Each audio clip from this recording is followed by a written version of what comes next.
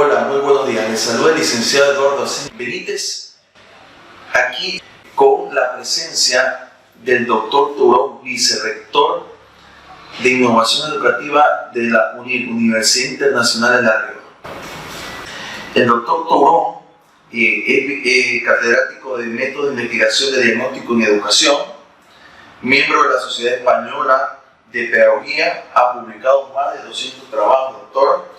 Entre sus líneas de investigación constan el diagnóstico y educación de alumnos de alta capacidad, desarrollo y validación de instrumentos de medida en el ámbito psicopedagógico, evaluación de centros y sistemas educativos, metodología y aplicaciones, el modelo de la Flipped Classroom también, y está acompañándonos en este momento.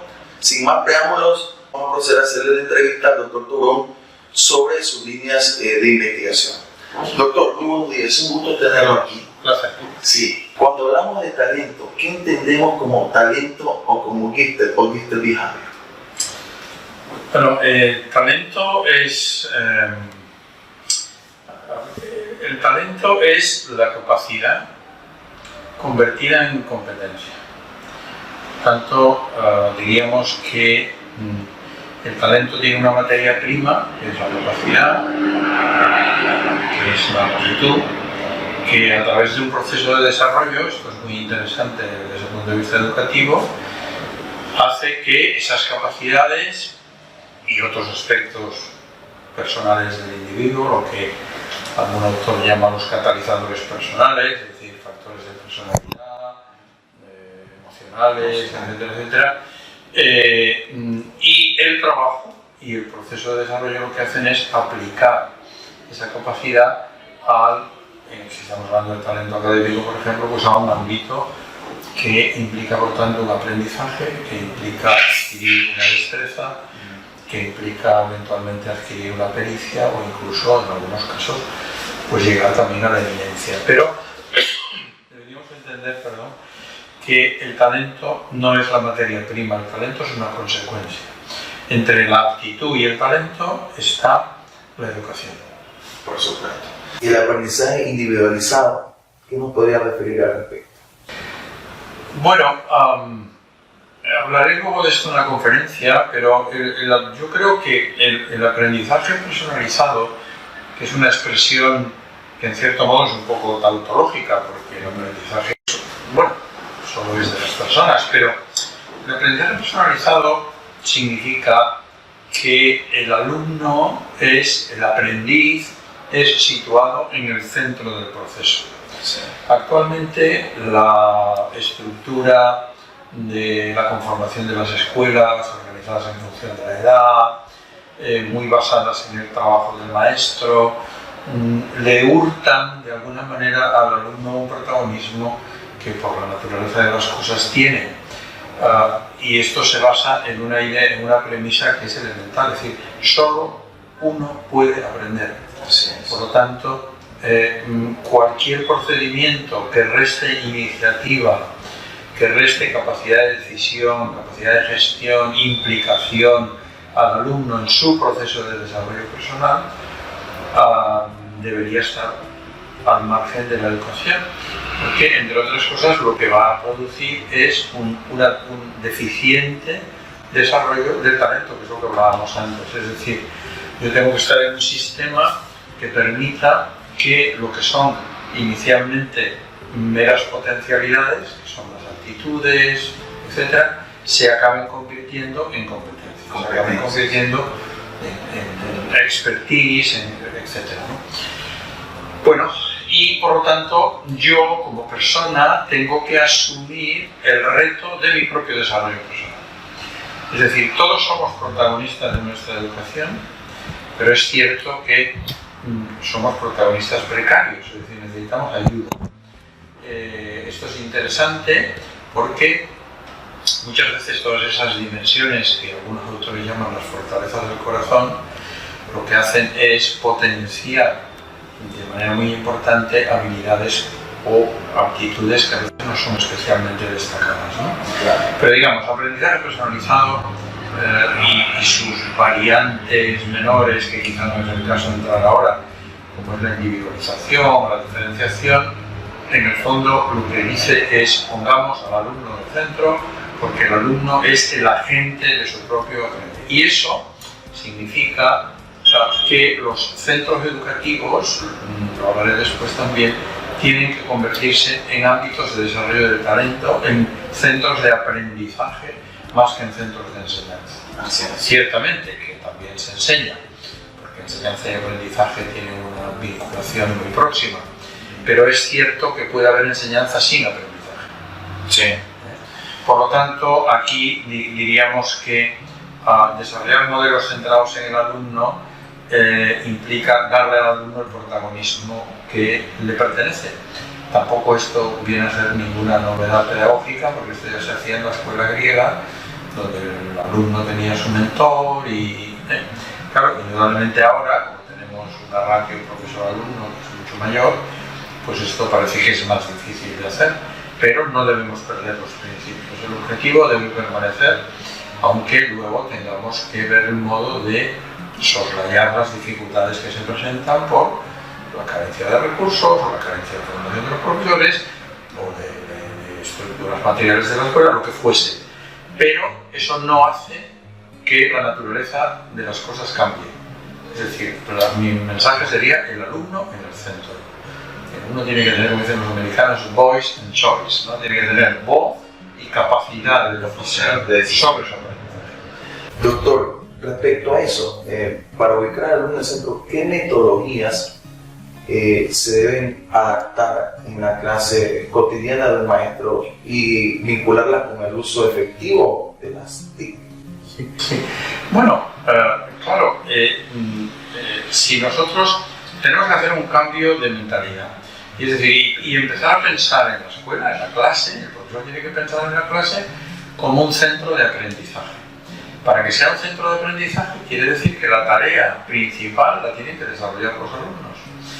Y por lo tanto lo que tenemos que hacer es promover todas aquellas metodologías que hacen protagonista al alumno como sujeto activo de su aprendizaje. El alumno, y por tanto hay que huir de las metodologías expositivas, que tienen un papel, deben tener un papel reducido, e implantar muchas tecnologías y metodologías de tipo participativo, o también llamadas metodologías activas de una manera genérica. Esto quiere decir que la clase tiene que ser un ámbito donde el alumno va a trabajar, no va a escuchar lo que le dicen, porque el profesor ya le ha podido decir esos mensajes en un escrito, que se lo ha mandado a su casa, en un PDF, o ha grabado un pequeño vídeo que el alumno ha visto previamente, o le ha encargado que haga una tarea. Y entonces uno viene a clase, la clase no es un lugar donde uno oye un somnífero por vía auditiva, ¿no? Que puede ser una lección. No, el alumno viene a la clase a trabajar, resolver dudas, discutir, profundizar en su aprendizaje, aclarar aquellos conceptos que necesitan ser aclarados. Y hay que tener en cuenta que tanto la velocidad de aprendizaje como el interés, como la motivación de los alumnos es distinta. Y por tanto, si nosotros utilizamos sistemas de enseñanza o de desarrollo del proceso de enseñanza-aprendizaje que estén muy centrados en la figura del profesor, cuanto más presente está el profesor, más ausente está el alumno. Por una razón elemental, y es que el profesor solo tiene un discurso cada vez. Cuando uno habla, uno solo puede hablar una determinada cuestión. Pero eso no es necesariamente el discurso que todos los alumnos necesitan oír. Porque como los alumnos son diversos, el mensaje que cada uno necesita puede ser diverso también. ¿Entonces esto cómo se resuelve? Pues esto se resuelve cuando los alumnos están trabajando solos, en grupo, están consultando un material determinado, están haciendo una tarea que el profesor ha propuesto, y cuando tienen una dificultad levantan la mano o piden ayuda, pero la ayuda que le va a dar el profesor a cada alumno será distinta y en momentos distintos, porque sus necesidades son distintas de cada aprendizaje. Por tanto, la idea sería metodologías activas, metodologías participativas. Aquí tiene mucho que ver, por ejemplo, el modelo que se llama de Flipped Classroom, que en el fondo es la clase invertida, lo que se pretende es que el alumno venga a la clase no, como decía antes, no a ver lo que le cuentan, sino a resolver un problema concreto que ha estudiado en casa en una pequeña tarea que el profesor le ha puesto, etc. Y para hacer todo esto hay que tener un seguimiento muy importante de cada uno de los alumnos y comprobar periódicamente qué saben y qué no saben, qué dominan y qué no dominan, porque así los planes personales de aprendizaje, los itinerarios de aprendizaje serán distintos para cada uno. Y esto se puede hacer con la tecnología. Entonces aquí viene la segunda parte. La tecnología digital tiene que servirnos para implantar los grandes principios de la tecnología educativa, que podrían hacerse o podrían implantarse hasta cierto punto, muchos de ellos analógicamente. Lo que ocurre es que hacerlo analógicamente significaría una cantidad de trabajo para el profesor que sería inviable. Menos tiempo por el maestro. Claro. Entonces, de esta manera, el uso de plataformas de aprendizaje, bueno, citaré un ejemplo, Khan Academy, que es una plataforma donde los niños pueden aprender. La plataforma hace un tracking del aprendizaje de cada uno, va subiendo los niveles de dificultad en función de los niveles de dominio, que eso en el fondo es lo que exige la educación basada en competencias, de la que no se habla pero tampoco se aplica. De tal forma que el progreso de los alumnos por el currículo, el progreso de los alumnos en su aprendizaje tiene que depender de sus niveles de dominio demostrados, no de qué lección explica el profesor cada día. Porque si el profesor hoy explica el tema 1 y yo no lo he comprendido suficientemente y mañana empieza el 2, el tema 1 para mí se va a convertir en una laguna.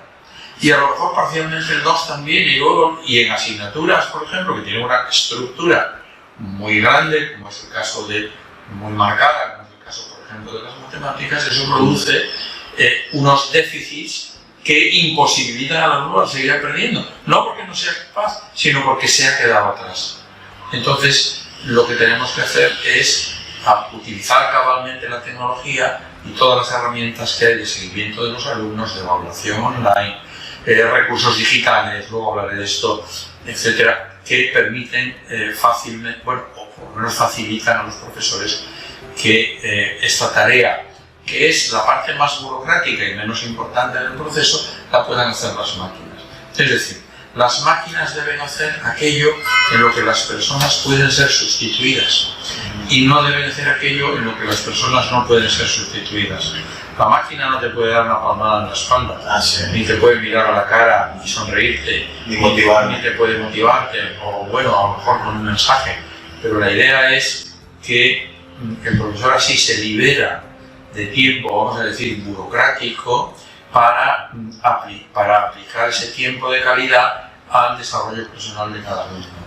Muy interesante, doctor. Usted propone una educación por competencias. Generalmente, tal vez en Latinoamérica, se propone más por destrezas, pero destrezas inconexas, que cuando terminan un bachillerato, por ejemplo, los chicos no logran desarrollar ningún tipo de competencia.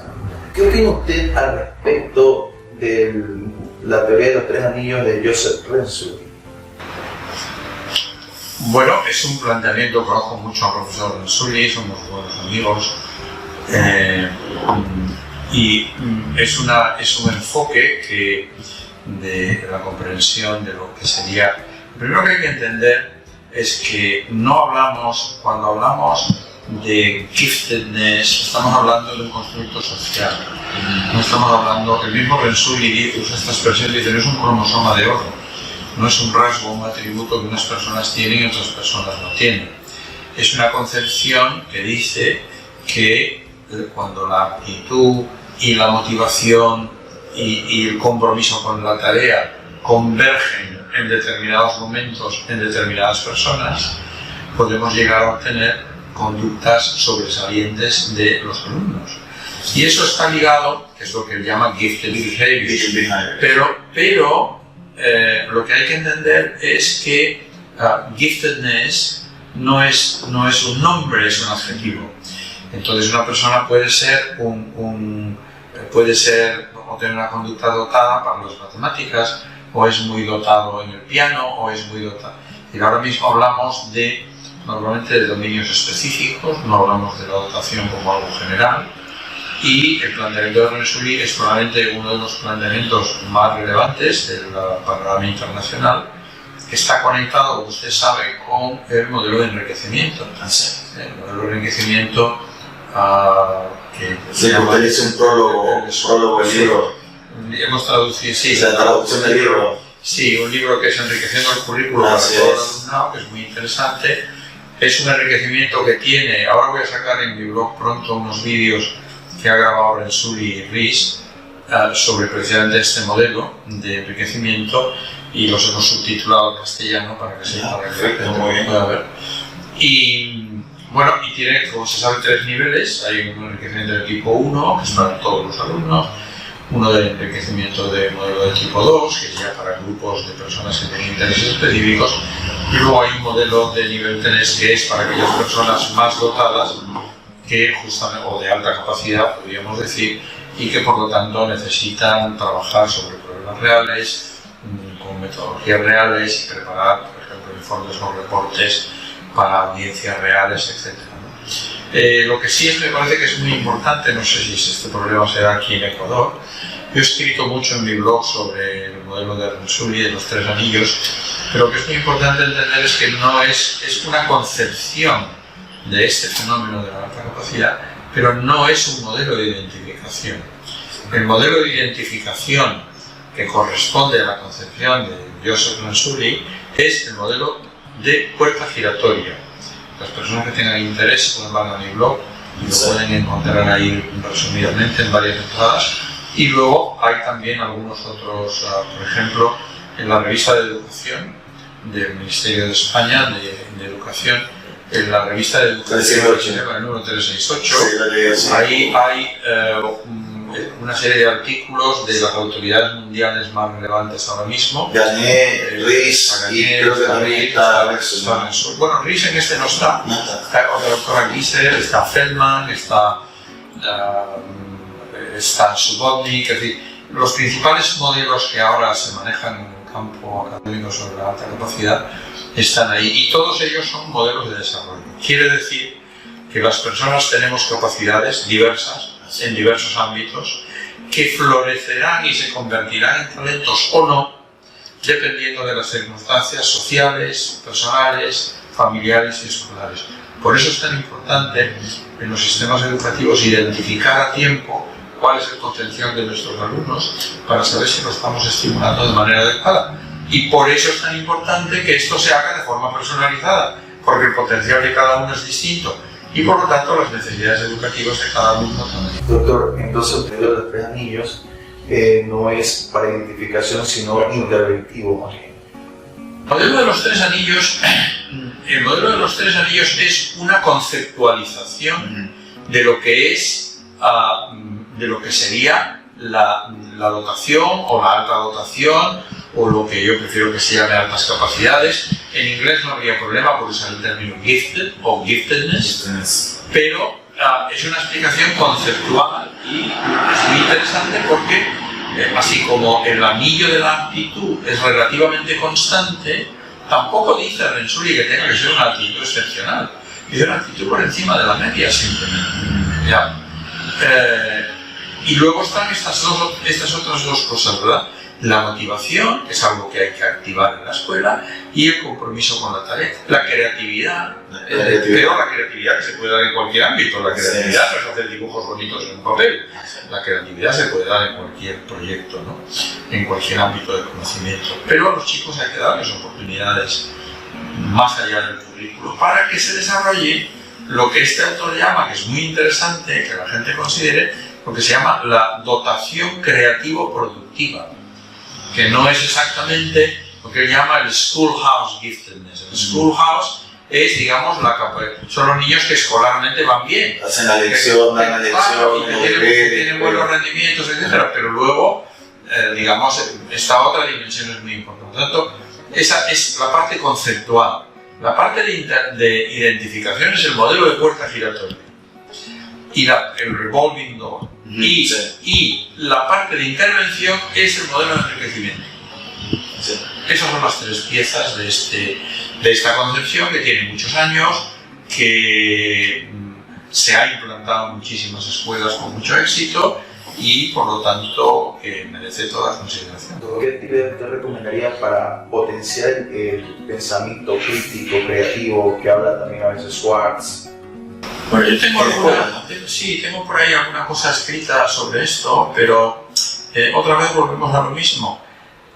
Solamente potenciaremos el pensamiento crítico en el alumno, o la capacidad crítica, la capacidad creativa, bueno, son cosas distintas pero están relacionadas, cuando el alumno actúe y cuando el alumno pueda desarrollar tareas, pueda hacer preguntas, pueda plantear hipótesis, pueda resolver nuevas cosas. Es decir, hay de algún modo que salir un poco del currículo, o plantear el currículo de una manera un poco más, digamos, interrogativa, ¿no? Como un currículo cerrado donde de A se va a B, de B se va a C y de C a D, y ahí no se puede salir de no hay flexibilidad. No hay flexibilidad, sino que hay que ir a un currículo flexible, hay que plantear preguntas.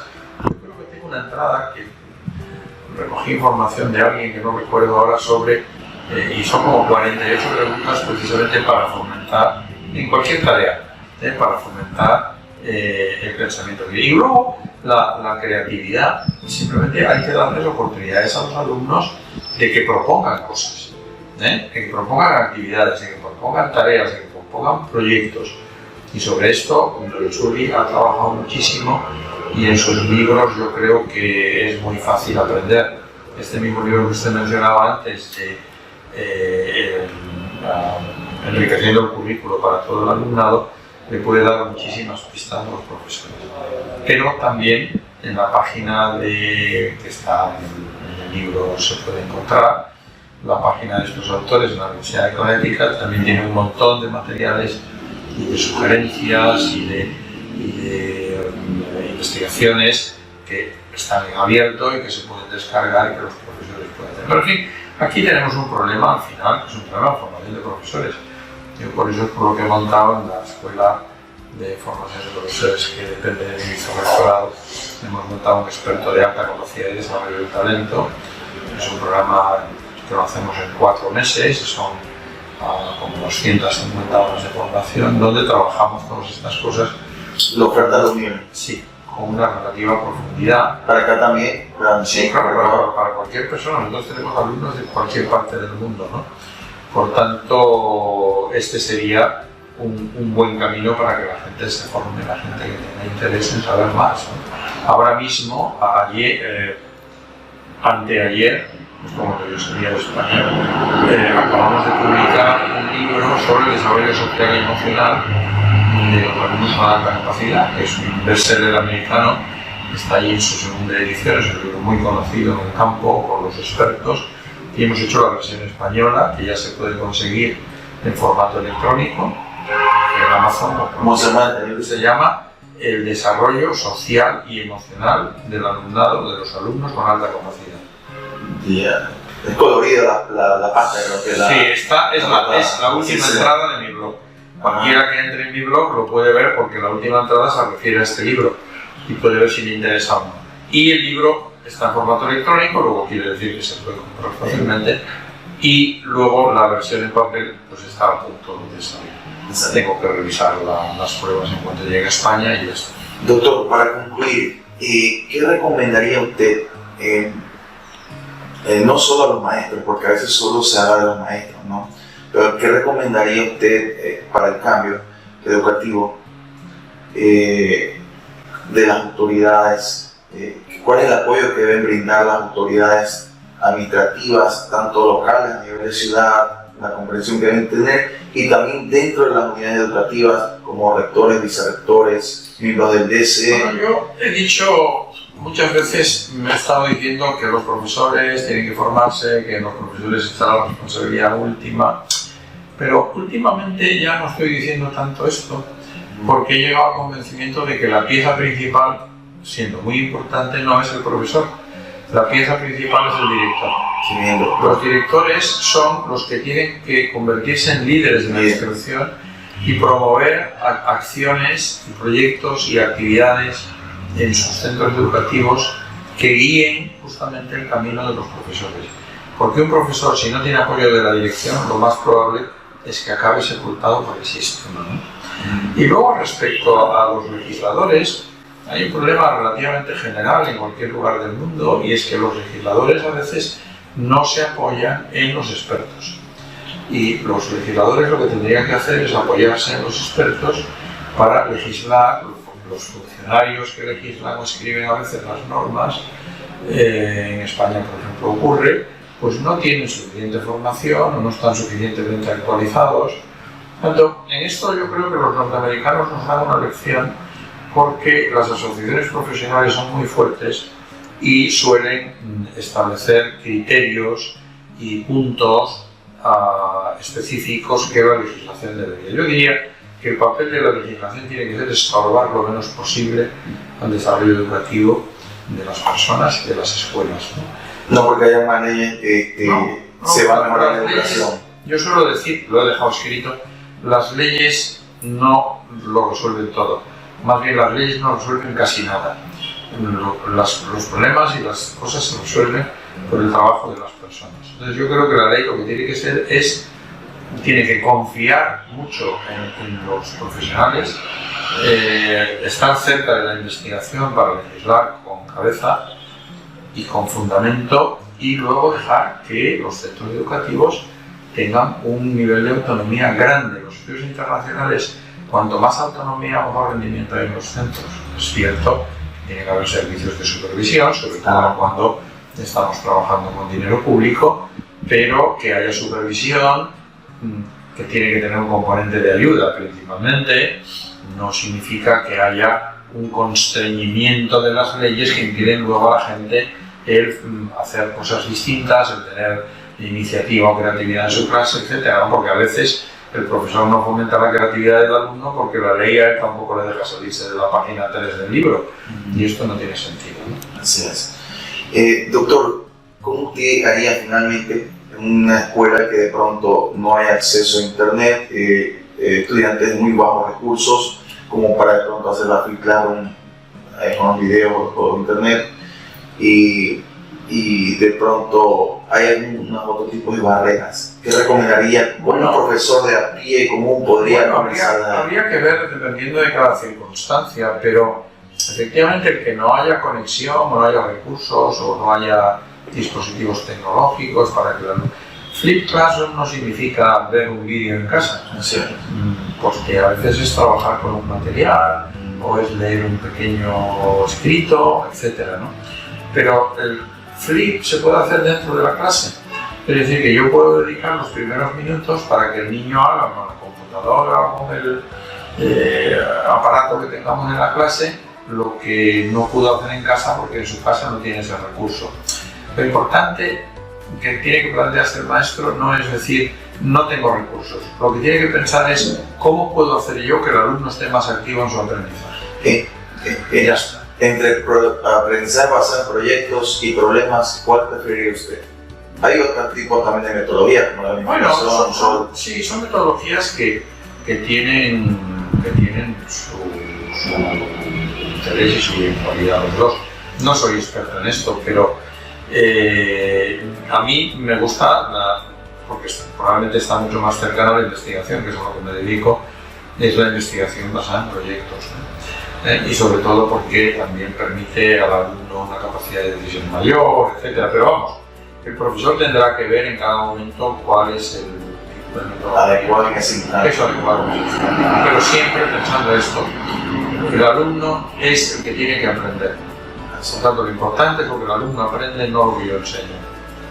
Bien, doctor, yo creo que podemos concluir la entrevista agradeciéndole por su amable intervención y sobre todo su tiempo. Ahora ya nos vamos directamente a la conferencia magistral.